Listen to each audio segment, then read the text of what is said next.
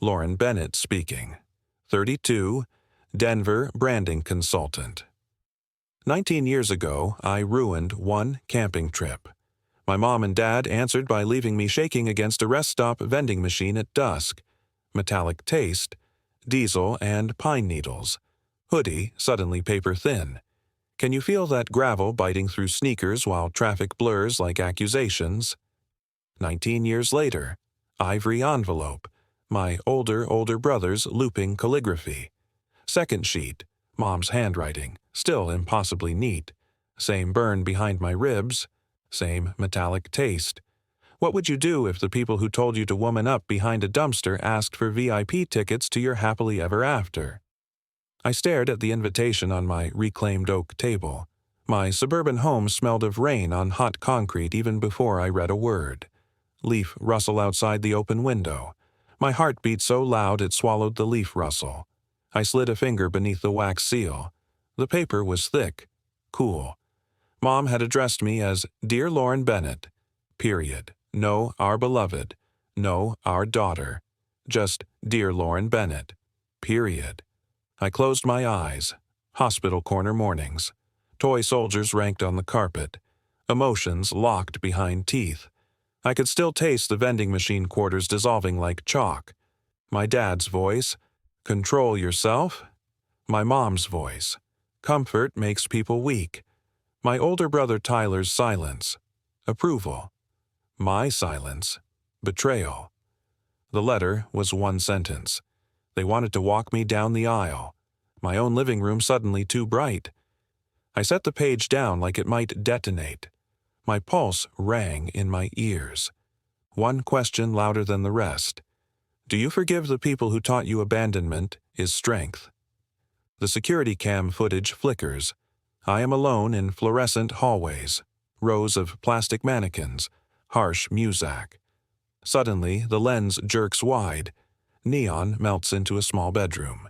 The smell of pine cleaner and cigarette smoke curls into my throat. Under a faded Star Wars poster, a freckled 7-year-old boy kneels, my dad. Grandpa's belt whistles, lands, whistles. The boy doesn't scream. He swallows each sting like a secret. I hear it now, a single tear held between teeth. That whispered gulp becomes a rule. Never cry. I wasn't taught, I was warned. Pride, a shield that locked steel around his small ribs and never came with hinges. I could fix my own bike at 7. Tyler could. He never cried on ball fields, never flinched when gravel sliced open his knee. Teachers swooned over his calm. Mom and Dad glowed, cameras out. I, meanwhile, smelled rain on library pages, cried when Charlotte died, saved dead birds with shoebox funerals. Emotions were bugs. Mom plucked them off like ticks. The first correction came in a store. 8. Fluorescent buzz, hunger, sweaty legs. Dad knelt, eyes like coins. Embarrassing yourself, Lauren Bennett? Come now, or find your way home. They walked 10 steps, turned the corner. 10 steps. Air thickened. I ran, sneakers squeaking betrayal across waxed tiles. I caught them. They never waited. Message received. 9. Darkness. Shadows swallowed my room. I begged a nightlight. Dad. Fear is a choice. Choose brave. I chose sheets over my head, flashlight clenched like mercy. They found it, confiscated it. Rescuing stops growing, Lauren. While Tyler got new bikes for A's, pizza parties on Fridays, while he practiced wheelies on our cul-de-sac, I practiced swallowing my heartbeat. I taste sun-warmed cinnamon. Aunt Karen hums. Cross-legged on lavender carpet, she lets the beam catch glitter pens. Her yarn scarf, sunflower yellow, drapes across my shoulders like armor. You are my sunshine, vibrates low, her palm steady on my pulse. Thumb traces heartbeat, slow, steady. Rain scent leaks through cracked window. Leaf rustle counts seconds. No correction, no belt. Just permission. I clutch the scarf like it might vanish. Aunt Karen whispers, Your softness is genius, kid. One line, a lifeline. Cut to July heat. Vinyl seat melts legs. Tyler sprawls, Walkman blaring. Mom adjusts sunglasses, Dad's mirror glare. 4 hours to Crater Lake. Price tag louder than music. Flashback, 13. I press my cheek to cool bathroom tile. Tear tracks pool like secrets. Loose floorboard hides my journal. Every page screams, I exist. But their suburban home only echoes. Fix it. Dad drills holes in my nightlight dreams. Mom labels fear as laziness. Tyler's new bike gleams in driveway. Mine? Rusted, forgotten. Another flash, Aunt Karen's last visit. She kneels, slides a slim package beneath my pillow. Inside, watercolor set, note, color outside their lines. She smells like library vanilla. Her eyes promise safe return. Someday. I tuck the note in pocket. It pulses like heartbeat against thigh. Now, suburban engine groans up mountain. Pines blur. My sketchbook rests on knees, but every pencil stroke feels watched. Dad mutters gas receipts. Mom counts miles.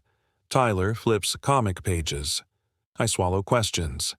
Is wilderness big enough for all of us? Including my softness? The road narrows. Blue water glints ahead like possibility. I press palm to chest, feel Aunt Karen's scarf thread, still warm. I expect both of you to show some appreciation and have good attitudes. Understood. Yes, sir, Tyler and I replied in unison. The drive was mostly silent except for my mom and dad occasionally pointing out landmarks or discussing directions. I stared out the window watching the landscape change from city to suburbs to the thick pine forests of southern Oregon. When I asked if we could stop at a roadside standing fresh berries, my father responded, "We are not wasting time. We have a schedule to keep." We arrived at the campground in the early afternoon and set up our tent efficiently. My father directing operations like a military exercise. When I struggled to hammer a tent stake into the hard ground, my mother took it from my hands. "Sometimes I wonder how you will ever manage on your own," she said, driving the stake in with 2 swift blows. That evening, as we sat around the campfire, I tried to engage my family in conversation. Did you know Crater Lake was formed when a volcano collapsed? And it is almost 2,000 EFT deep, I offered, having read the brochure front to back. Everyone knows that genius, Tyler scoffed. My father nodded at him approvingly.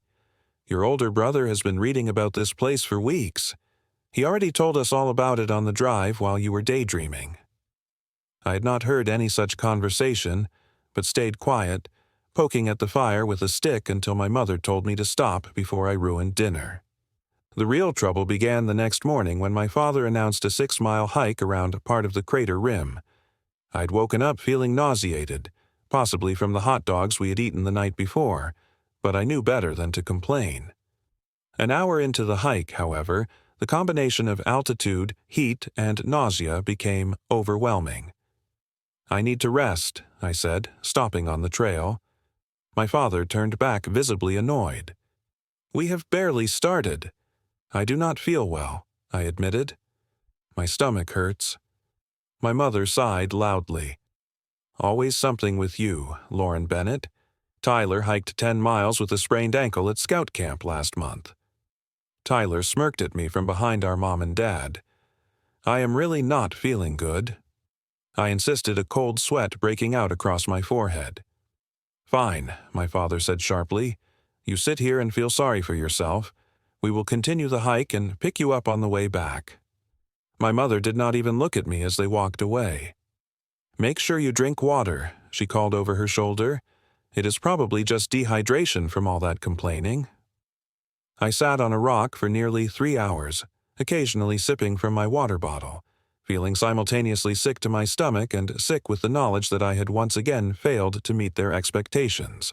When they finally returned, no one asked how I was feeling. The rest of the day passed in tense silence. That evening at the campfire, my father announced, "We will be cutting our trip short since someone is not feeling well enough to participate in the activities we planned. There is no point in staying the full week." The accusation hung heavy in the air. My mother nodded in agreement. Tyler kicked a rock in frustration, glaring at me.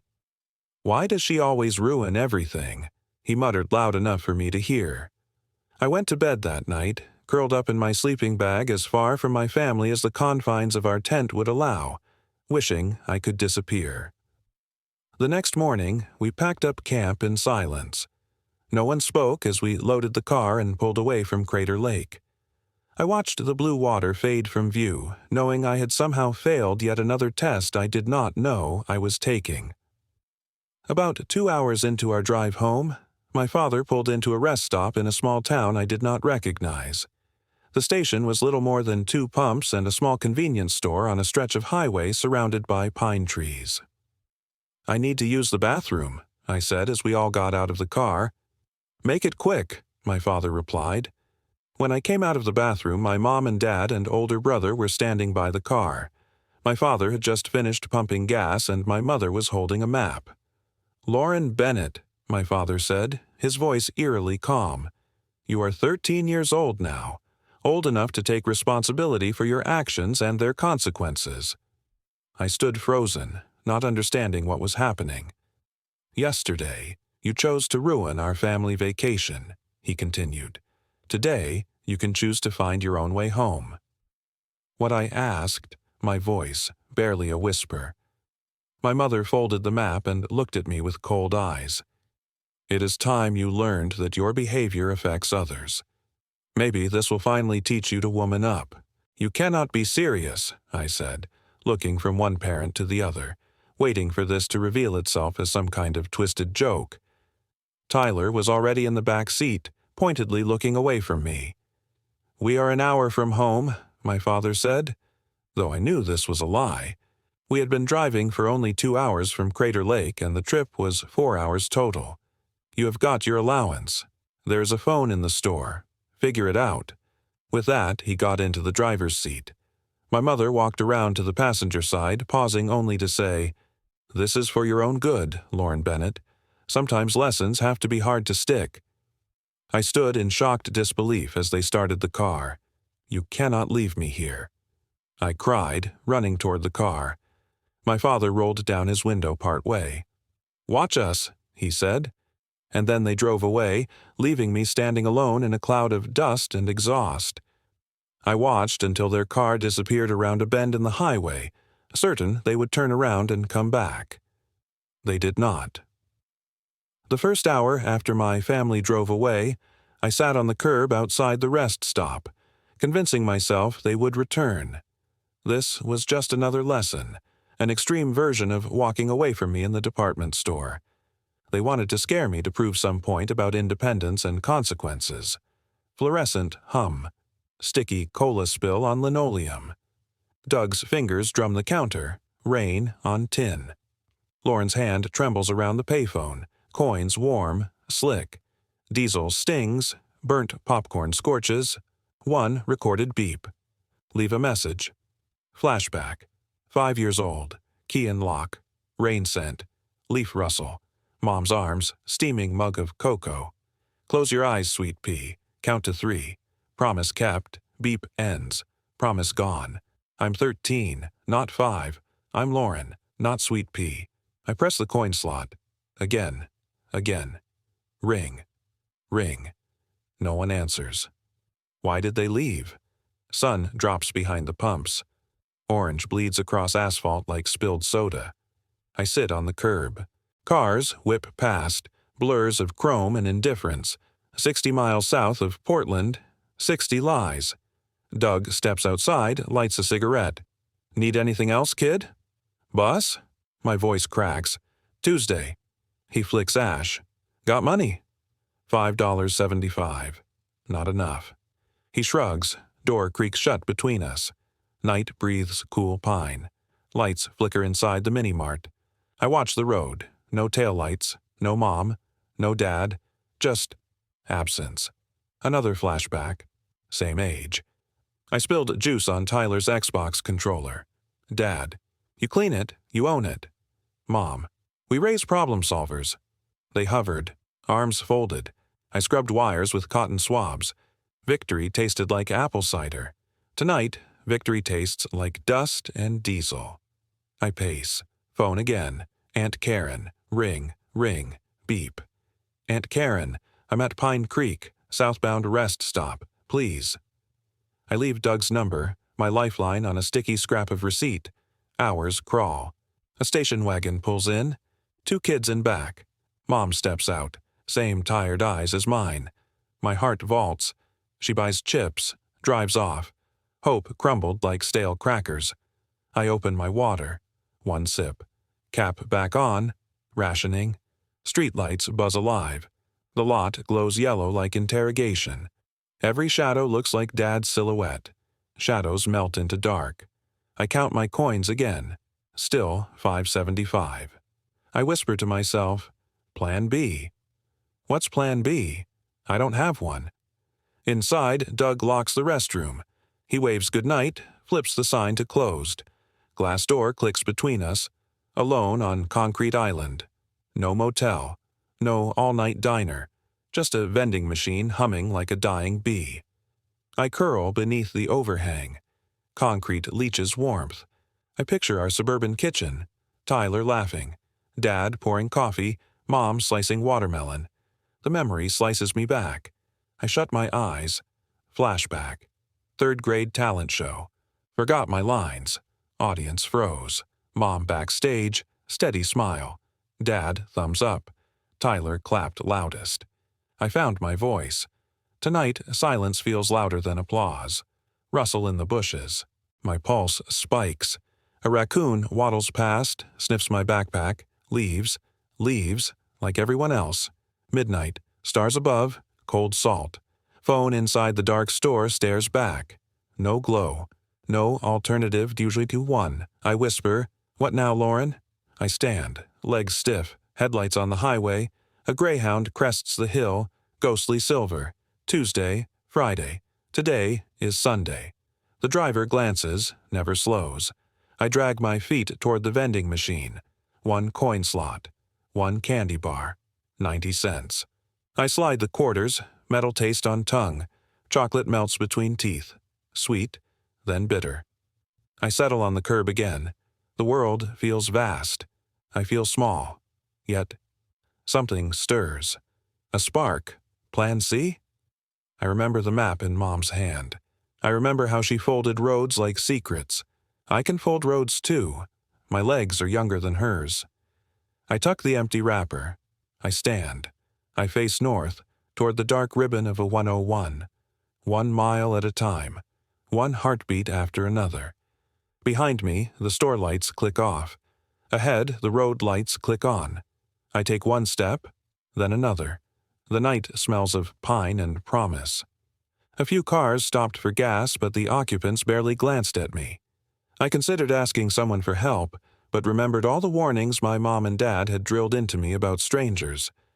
The irony was not lost on me that the people who had warned me about the dangers of the world had just thrown me to those very dangers. As darkness fell, the temperature dropped rapidly. I was wearing only shorts, a t-shirt, and sneakers. I had no jacket, no blanket, nothing to protect me from the cold night air. The rest, stop closed at 9 Fu. Doug gave me a look of mild concern as he locked up. You got somewhere to go, kid? He asked. My ride is coming, I lied, not wanting to appear as desperate and abandoned as I felt. He seemed relieved by my answer.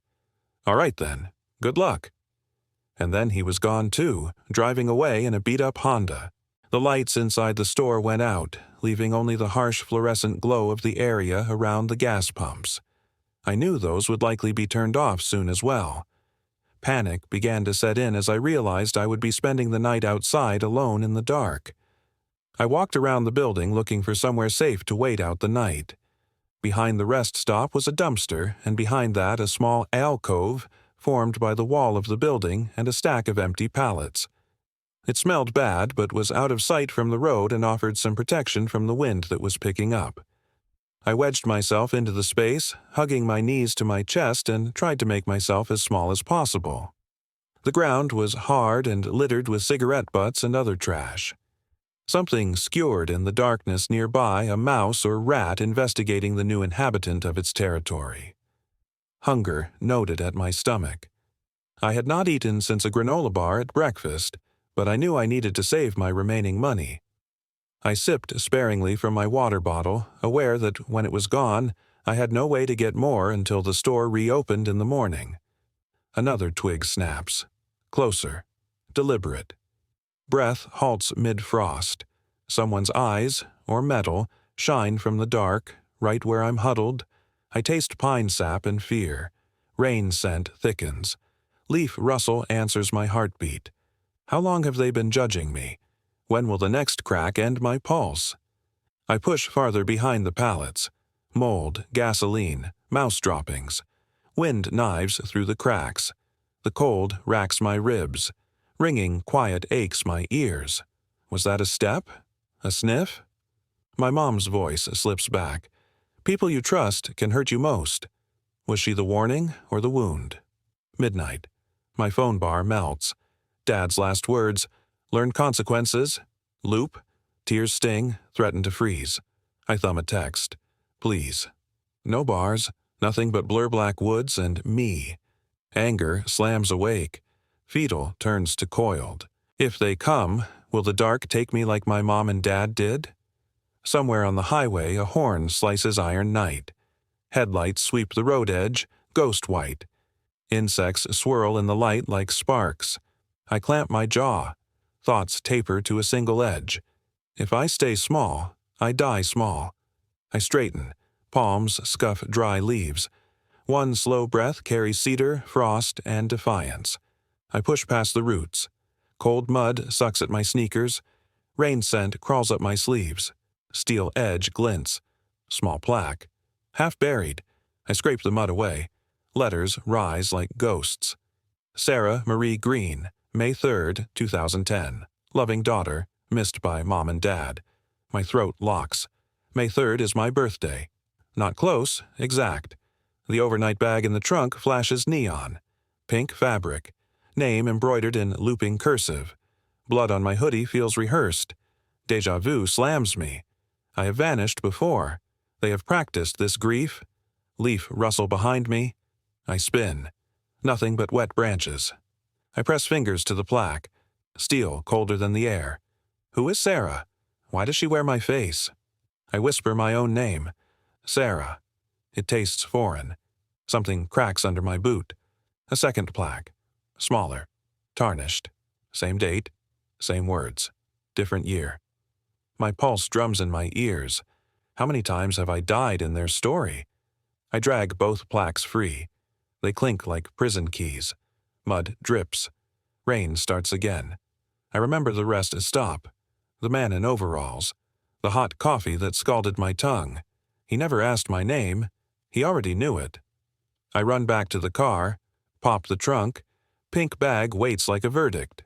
Inside, baby blanket, hospital bracelet, tiny knit cap, all labeled Sarah Marie Green. I slam the lid, heart racing. Headlights slice the fog. A truck idles on the cul-de-sac. Same rusty pickup from dawn. The heavy-set man steps out. No overalls now. Dark suit. Badge flashes. Sarah, he says, calm as winter. Time to come home. I grip the plaques behind my back. Edges cut my palms. Pain keeps me awake. Which home? I ask. The one where I'm missing, or the one where I'm mourned? He doesn't blink. Both. Sirens wail in the distance. Neighbors peer from curtained windows. Social inequality on display. I see it now. The suburban lie. Perfect lawns hide perfect cages. I lift the plaques like shields. Tell me the truth. His shoulders sag. Rain beads on his lashes. You were taken once. We brought you back. Mom and Dad couldn't risk it again. My knees buckle. Grass cold against my jeans. They rehearsed the funeral, he says. Just in case. I stare at the date. May 3rd. Every year the same shrine. Am I the daughter they lost? His silence answers. I clutch the pink bag. Smell of baby powder. Ghost of a life I never lived. He steps closer, hand out. Not cuffs. Open palm. Choice hangs like fog. Stay missing, or return to rehearsed grief. I look at the plaques. Sarah Marie Green. 2 deaths. 1 date. I press them to my chest. Steel warms against my heartbeat. I'm not her anymore. I walk past him. Streetlights flicker. Rain keeps falling. The pickup idles. He doesn't follow. I disappear into the dawn. This time, the story is mine. I smell motor oil and yesterday's coffee. The rest stoplights buzz like wasps. My skin prickles. Bill, real owner, not Doug the night clerk, ushers me past dusty shelves into a back room that smells of canned soup and sadness. "Martha," he calls. A woman appears. Eyes widen. "Good Lord, what happened?" Her voice cracks like cold glass. I open my mouth, steel wool throat scratchy. Words tumble. Sick at camp, car gone, left to teach me a lesson. Shame pools hot. Martha glows crimson. "Monsters," she hisses. "Call the sheriff." No. My palms lift. A child beggar. "Just my aunt." Karen answers on the second ring. Static feels like feathers tickling the line. I swallow. Aunt Karen. They left me. Said I ruined everything.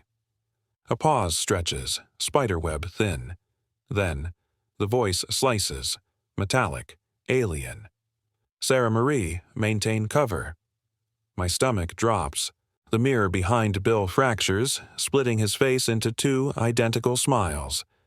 Only I see it. What if Aunt Karen isn't Aunt Karen? What if the apartment key hidden under the flower pot is a lie? My heart rabbits. Rain taps tin shingles, each drop counting seconds, indecisive. Martha places a granola bar in my hand. Salt meets sweet. My nails scrape the wrapper. Edge sharp, like a secret now blooming. Faster heartbeat. Bill says, "Hour till she's here." But hour can stretch, right? Hour can vanish. Everything can. I tuck the bar behind my ear, pretending it's gum. Oxygen feels thin. I catch Bill glancing toward the lot his truck still idles, headlights yawning like twin mouths. Street lamps hiccup. Flicker dark. Flicker light. Aunt Karen's voice returns, softer now. Almost human. Almost. She promises chocolate chip pancakes and a warm quilt bed. Her tone lulls, sea smooth, but metal still pulses beneath. Cold. I hang up. Wall clock ticks, round and round. Second hand stutter thumps. Barcode on the candy dances, 0s and 1s. Martha wipes my cheeks with a cool towel. Scent. Lemon pledge meets tears. Bill's hand settles on my shoulder. Light. Feather versus iron. "You okay, kid?" I nod, lying. Outside, rain scent thickens, wet leaves rustling as if gossiping pines. Thoughts spiral. I'm the mission, not the stray child. Door opens again. Jingle bell.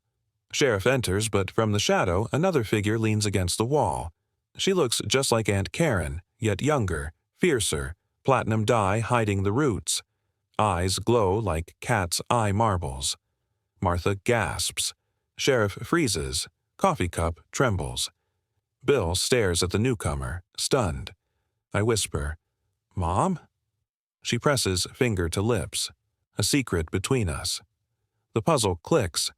I was never poisoned simply by them. Every road movie, every faceless gas station site, crafted. They say maps for careers. Mine, labeled route. I lift the emergency switch. Exit is right here, right now. Smell of diesel fuels courage. I step toward the cracked mirror. Fisher holds truth, sliver of silver. I place palm over it. Warm. Bill blocks the door. Martha behind him. Tears turn to steel jaws. Sheriff lifts radio. I look at both Karens, past and future. I ask, voice steady, "Which of you loves me for real?" Silence grows snow-heavy, swallows the buzz. To be, or not to be, Sarah Marie Green. Choice flips like coin midair. Headlights splash. A second older pickup skids, mud struck. Inside, a woman who mailed birthday cards even when I wasn't found. who framed my kindergarten art and kissed the edges. Real tears, not staged. She steps out, arms open, coat fluttering like prayer flag. The metallic voice dies. It was never meant to be permanent record, just noise. I walk to her. 1 step, 2. Rough gravel under sneakers points back at those years of pretend, scratch noise, static hum. She doesn't say dramatic lines. Simple. Cass, let's go home. Simple crushes complex, shatters whole script. I glance at the Blair Witch mirror. No crack now, only me, only us. Hand in hand, we leave the smell of coffee stagnation behind. Pine needles rustle goodbye. Engine purrs new life. I am no longer the missing poster. I am simply Lauren Bennett, branding consultant, kid who survived the fairy tales they cast. When I emerged, she had prepared a breakfast sandwich and orange juice, refusing my attempt to pay with my remaining money. You keep that, honey. You might need it.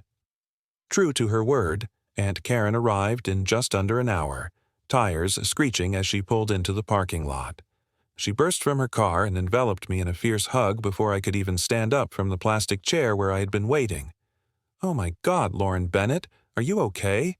Did anyone hurt you? I cannot believe this is happening." She held me at arm's length, examining me for injuries, her eyes wild with concern.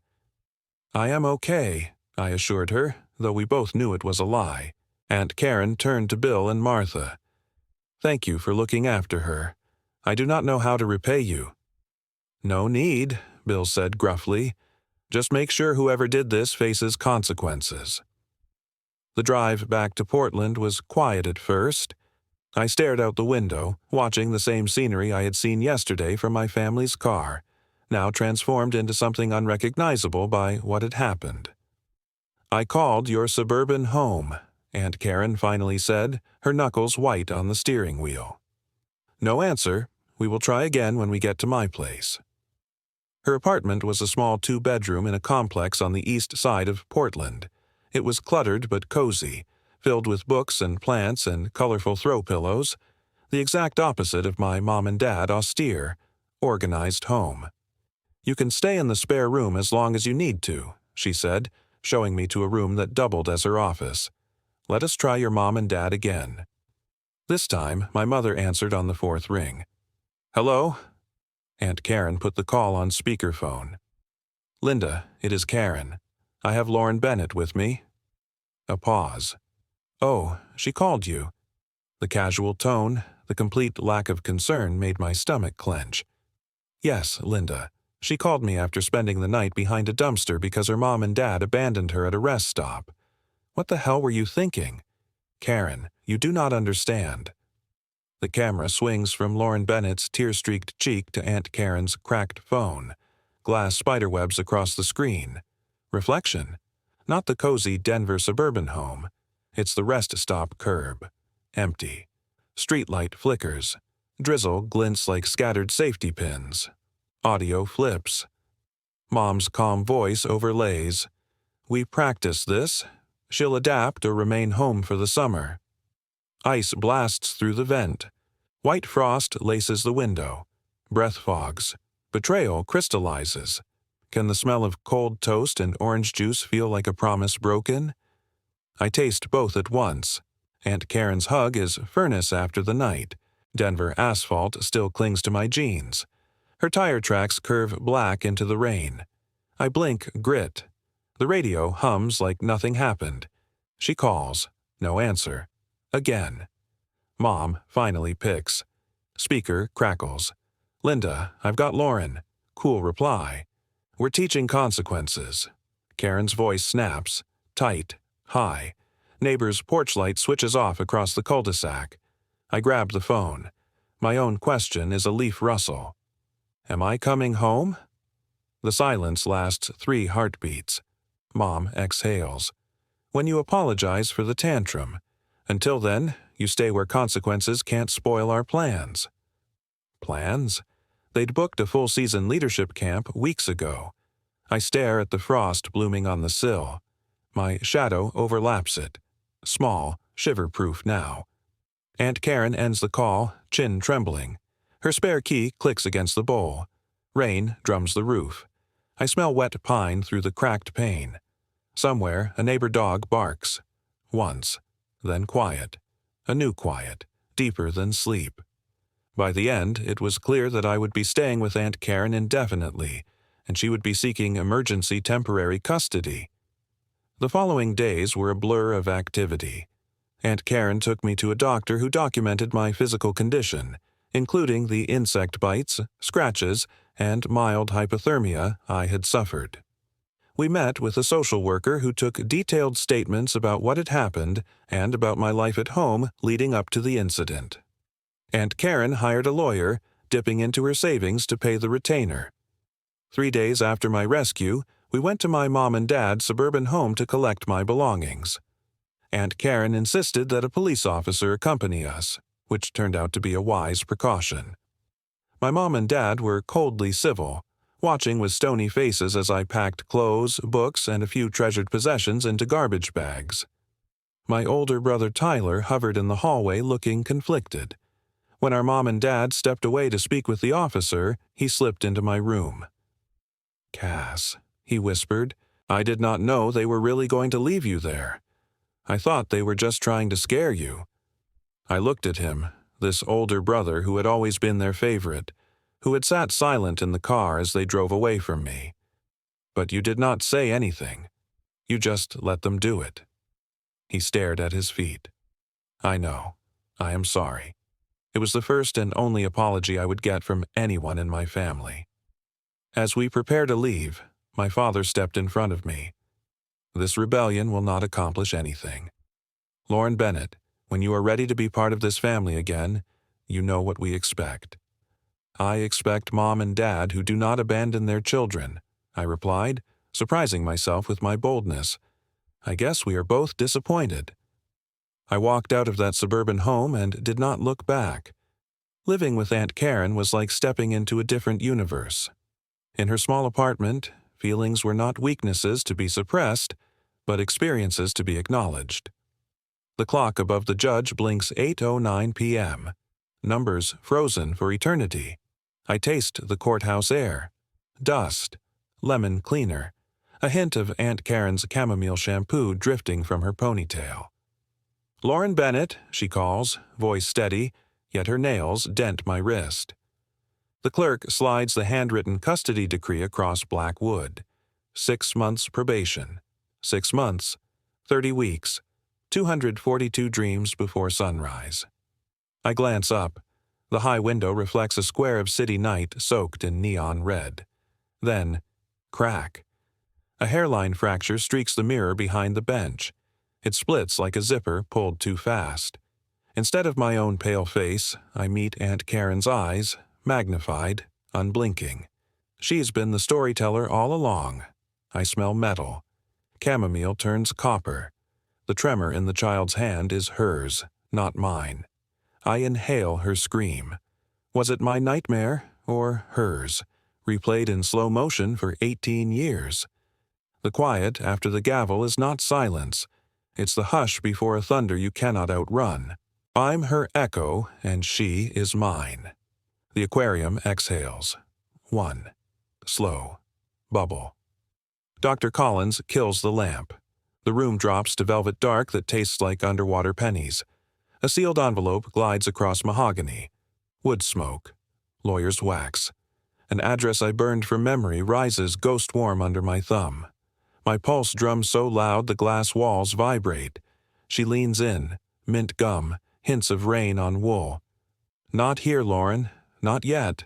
What if opening it chains Tyler's silence for life, or sets yours on fire?" 6 months later, Minneapolis winter claws the window of the same office. Same fish, smaller bowl. I'm 15, taller than her diplomas, yet still feel 3 feet tall. Dr. Collins lifts that same envelope between 2 fingers. The seal cracks like ice on a lake.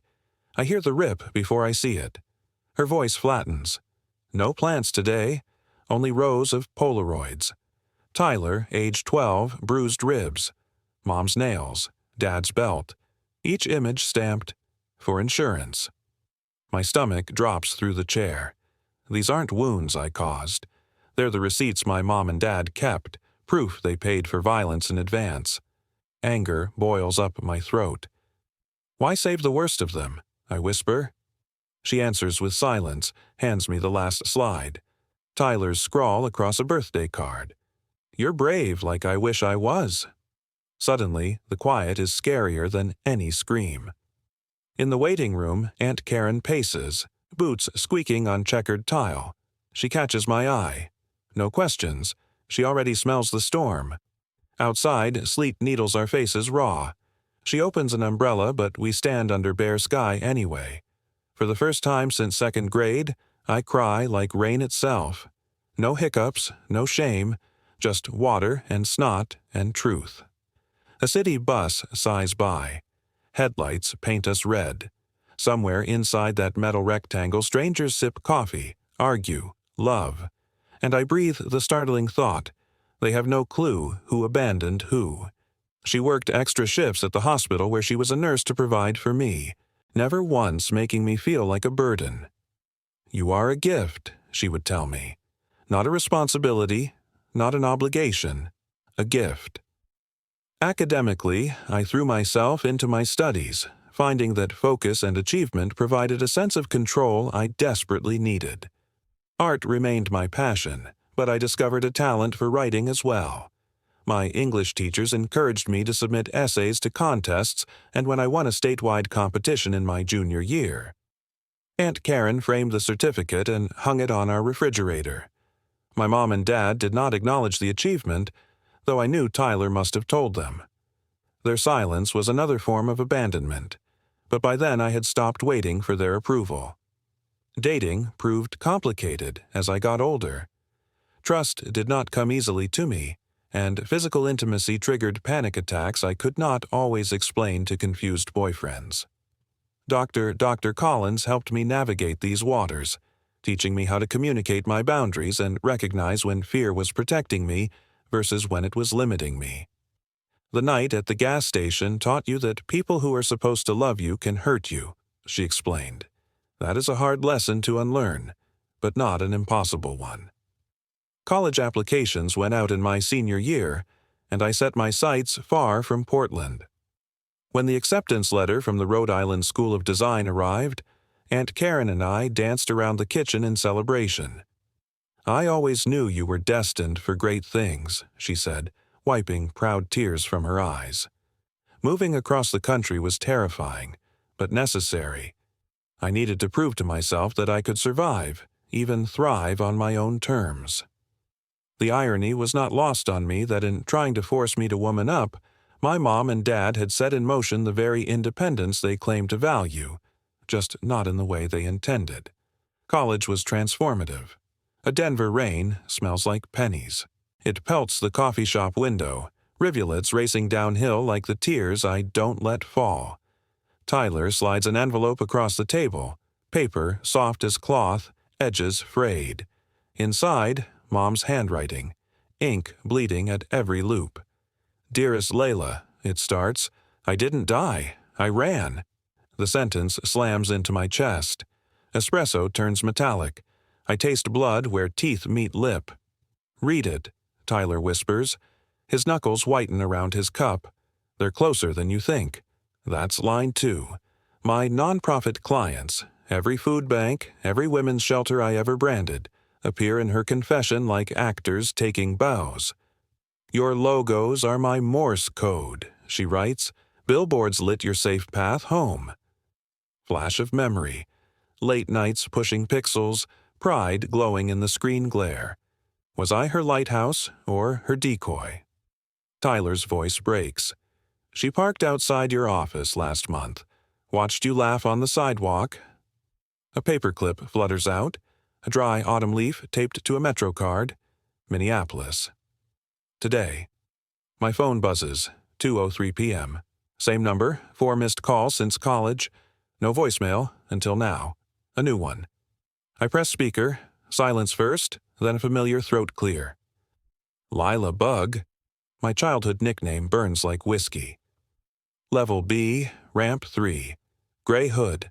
I'll be the woman pretending not to sob. Gray hood, the color of smoke after fireworks, the color I painted every shelter door to feel welcoming. I stand so fast the chair shrieks. Tyler flinches. The room tilts. Bar lights streak like comets. Go, he says. His eyes, mirror of hers, fill with the same storm. Maybe this time the story ends with hello, not goodbye. Denver's streets glisten. I run. Heart drums against ribs. Rain sheets harder, drumming Morse on my umbrella. Dot dash, dot dash. Come home, come home. Ramp 3 is empty. Then a step. She steps from shadow. Gray hood slipping back. Same tilted smile. No ghosts. Flesh, heartbeat, 20 years of absence. I freeze. She opens arms but doesn't cross the line. She's learned boundaries too. Between us, 9 feet of wet concrete and every unsaid syllable. I inhale. Air tastes like mountain pine and fear. I choose the leap. Our hug is thunder and lullaby. My tears merge with the rain that kept her secrets. Her whisper tickles my ear, warm as fresh coffee. Your art saved us both. The wall between us was one of my own building, and I had no interest in creating a door until the day 19 years after they abandoned me when the wedding invitation arrived.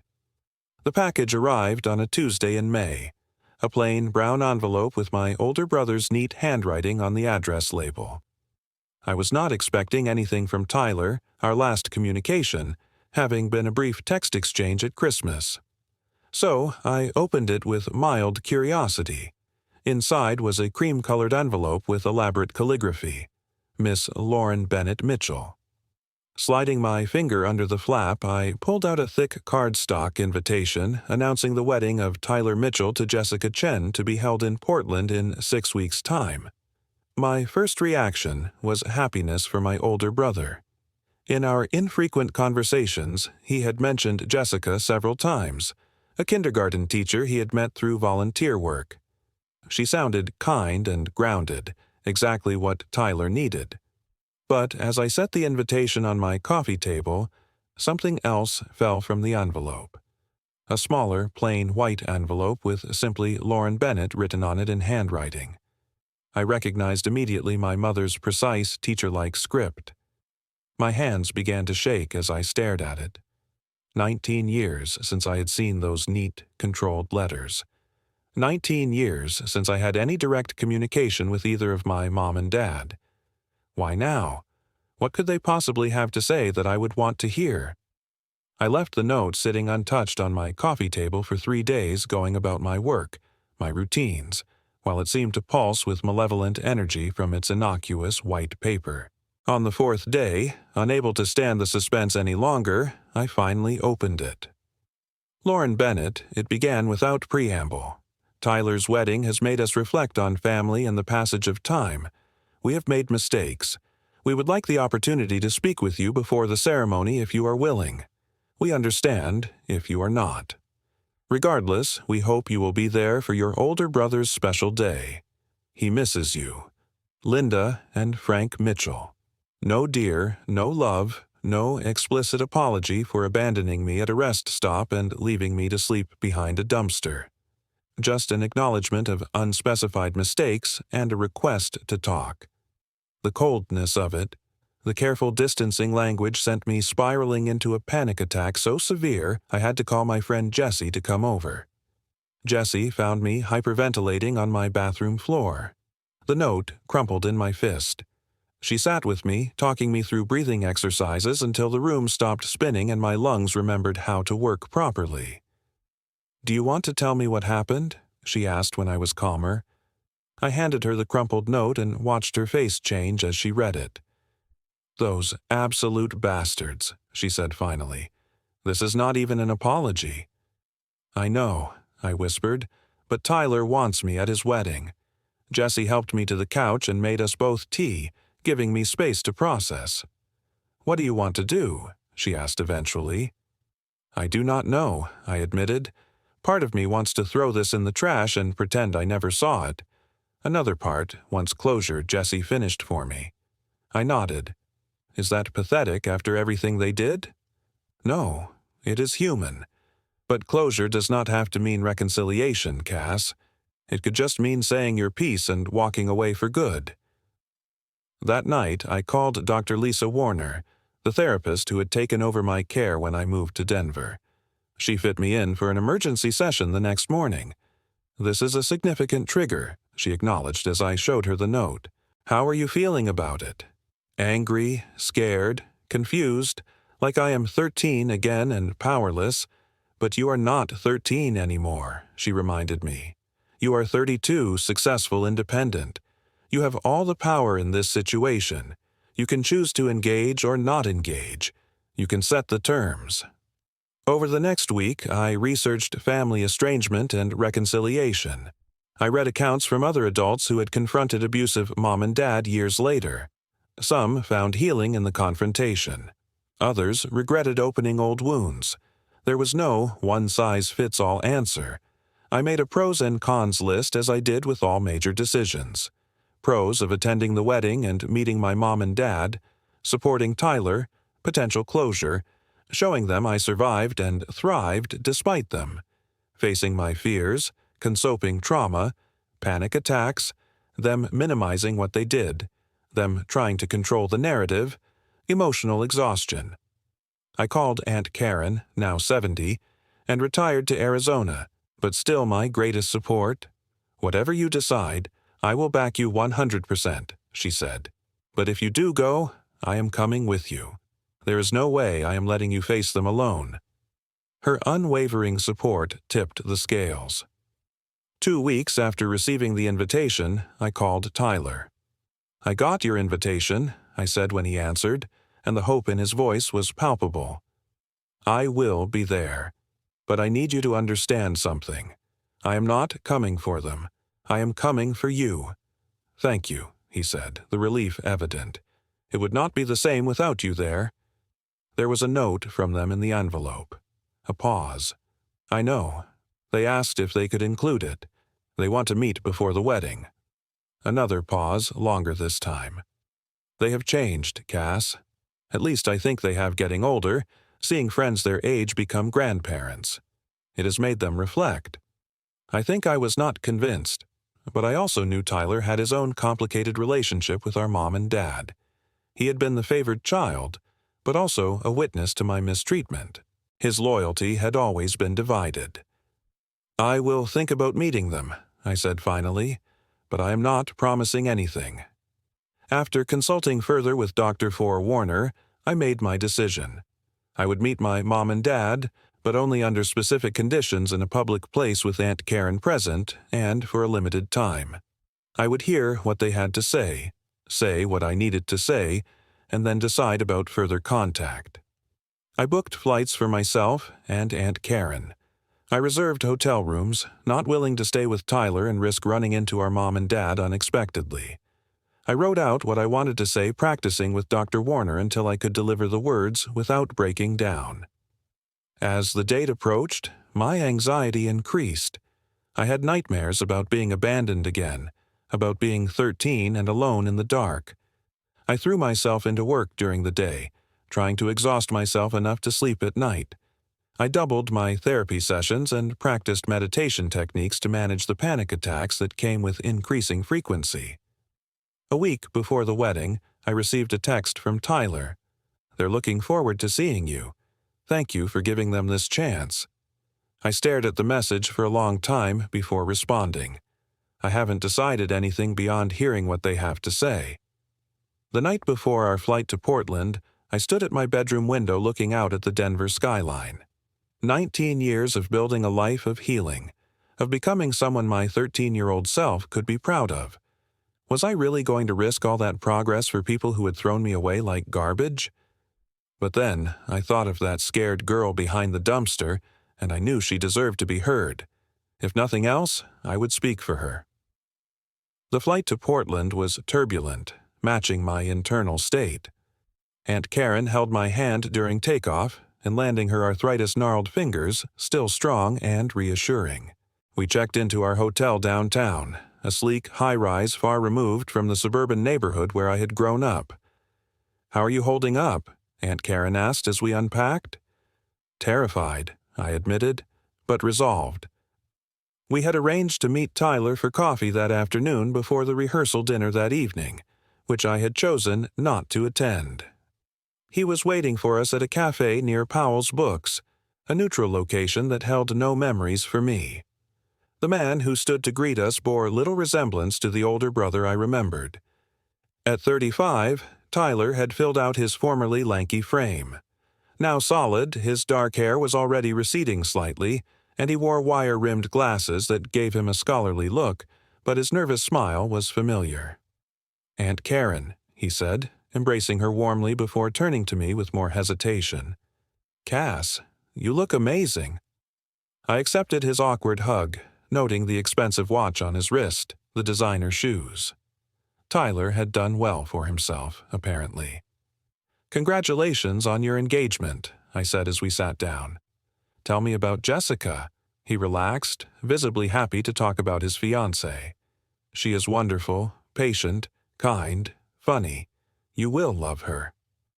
I nodded, though I was not sure I would have the emotional bandwidth to form any new connections on this trip. Eventually, the conversation turned to the reason for my visit. "Mom and Dad are nervous about tomorrow," Tyler said, fidgeting with his coffee cup. "They are not sure what to expect." "That makes two of us," I replied. "What exactly do they want from this meeting, Tyler? Because their note was not exactly forthcoming." He sighed. "They want to apologize, I think." "In their own way, I repeated flatly. Like abandoning me was just a difference in parenting styles. Cassie began, but Aunt Karen cut him off. "Tyler, you know what they did was inexcusable. Not strict parenting, not a tough lesson. Child abandonment, abuse. He had the grace to look ashamed. I know, and I think deep down they know too. They are just not good at admitting when they are wrong." "Understatement of the century," I muttered. We parted with plans to meet at the restaurant the next morning. I spent a restless night waking from nightmares where I was still 13, still alone, still waiting for someone to come back for me. The restaurant Tyler had chosen was upscale but not pretentious, with large windows overlooking the Willamette River. Aunt Karen and I arrived 15 minutes early at my insistence. I needed to be there first to have the psychological advantage of watching them walk in, rather than having them watch me. "Remember," Aunt Karen said as we were seated, "you are in control. We can leave at any time." I nodded, my throat too tight for words. My hands trembled slightly as I sipped water, and I kept my eyes fixed on the entrance. At exactly 11C, they walked in. 19 years had transformed them from the towering authority figures of my childhood into what they truly were, just ordinary people in their 60s. My father's military posture had softened with age, his shoulders slightly stooped, his once dark hair now silver. My mother looked smaller than I remembered, her face lined, her hands spotted with age marks. They scanned the restaurant with identical expressions of apprehension until Tyler, who had arrived moments before them, pointed in our direction. I watched their faces as they registered my presence. My mother's hand went to her throat in a gesture I remembered from childhood. My father's jaw tightened, then deliberately relaxed. They approached our table with measured steps. "Lauren Bennett," my mother said, her voice catching slightly. You look well, Karen." "My father," acknowledged my aunt with a curt nod, which she did not return.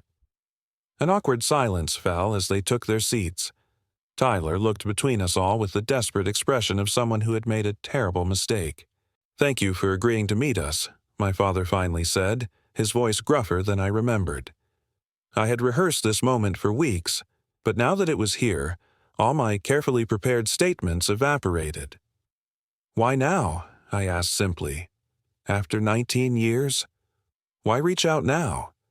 My mom and dad exchanged glances. "Tyler's wedding," my mother began. "It made us realize that time is passing. Cold gasoline. It bites my nose like stomach acid. Rain drips from the eaves, soaks my socks inside shredded shoes. The dumpster smells of coffee grounds and rot. One cough for every breath. I curl tighter against corrugated steel. Mom's last sentence hums in my ears. You'll know what family is when nobody comes. Lullaby of goodbye. How could a mother walk away and still call her child loved? 24 years later, riverfront restaurant, glass wall, soft jazz. I arrive first, 15 minutes early. I need the upper hand. Karen grips my shoulder. Leave any minute you want. My pulse pounds in my throat. Silver water glass trembles under my touch. Will I bolt? The doors glide open at 11 sharp. 2 strangers in the entry. Dad's spine, once snapped to soldier straight, now bows like a question mark. Mom's cardigan hangs loose on shoulders I still remember as broad enough to carry every fear. They scan the room. Tyler waves. They see me. Mom's hand flies to her throat. Dad's jaw clenches, then loosens. Their steps echo on polished wood, mine on memory. Are these the giants who left a child in the dark? They sit. Dad clears his throat. Thank you for coming. My answer has rehearsed itself for months.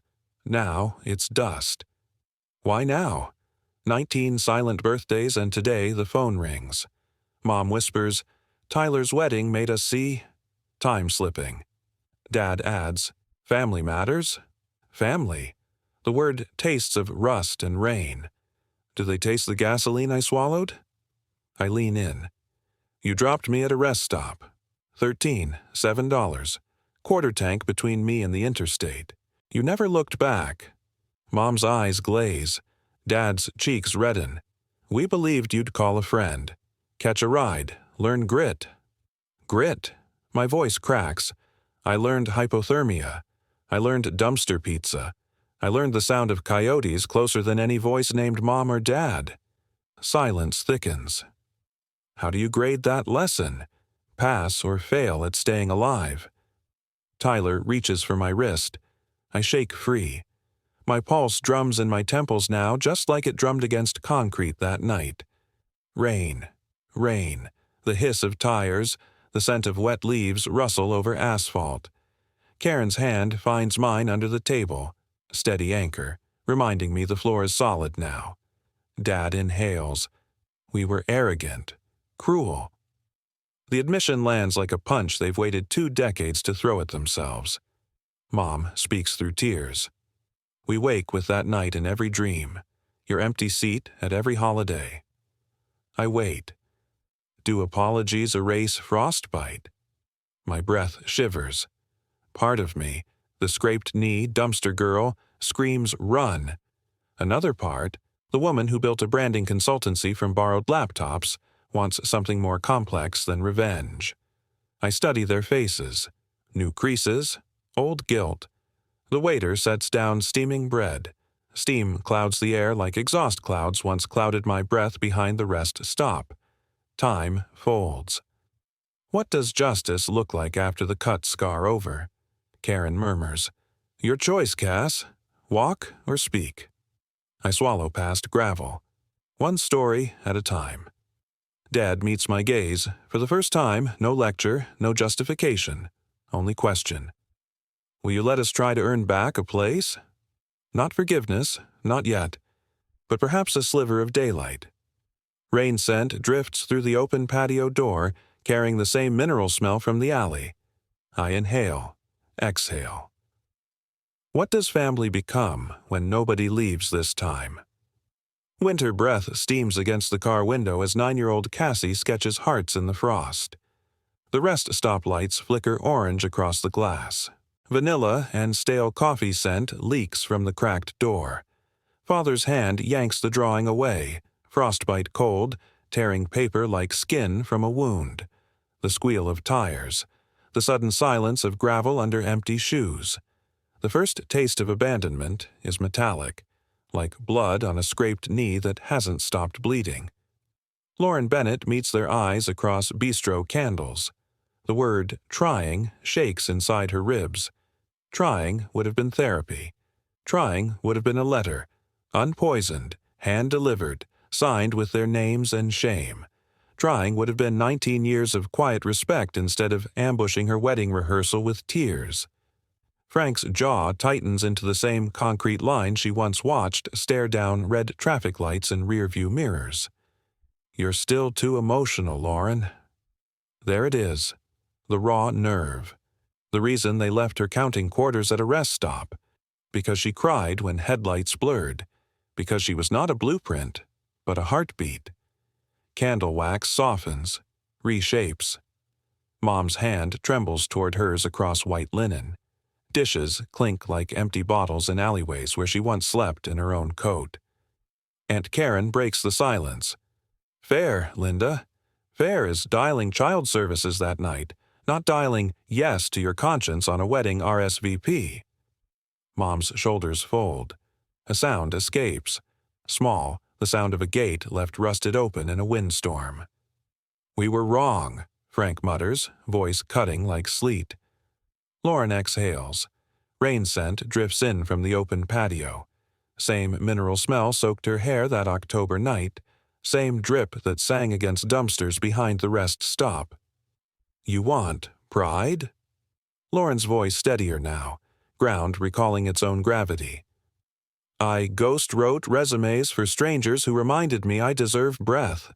I built a branding consultancy from a second-hand laptop covered in coffee stains and road salt. I learned forgiveness is a currency none of us earned. It's passed hand to trembling hand." Karen grips Lauren's fingers tighter. Solid anchor. Mom whispers, Can we keep passing it?" Lauren looks past them. Past candle flames, past the shadow of the car peeling away years earlier. She sees the child she used to be tracing hearts in wintered glass and tasting iron fear. Sees the woman who turned that same glass into polished mirrors for others. She lifts their offered water glass. Ice cubes knock the rim like knuckles. "One sip at a time," Lauren says. The rain starts outside, steady, cleansing. Inside, breath steams again against cool glass, but now, no hearts erased. In the hush before her reply, a reel clicks. Storm door slams. Metallic echo staggers down Christmas Eve hallways. Burnt cinnamon sting curls up from an empty oven. 8-year-old Lauren presses nose to chilled glass. "Mom? Dad? Anybody?" Wind steals her plea, scatters it over cul-de-sac snow like paper snowflakes that refuse to land. Cup clinks. Bitter coffee drips on Lauren's tongue. Memory spool snaps. Resolve tightens, a fist inside her ribs.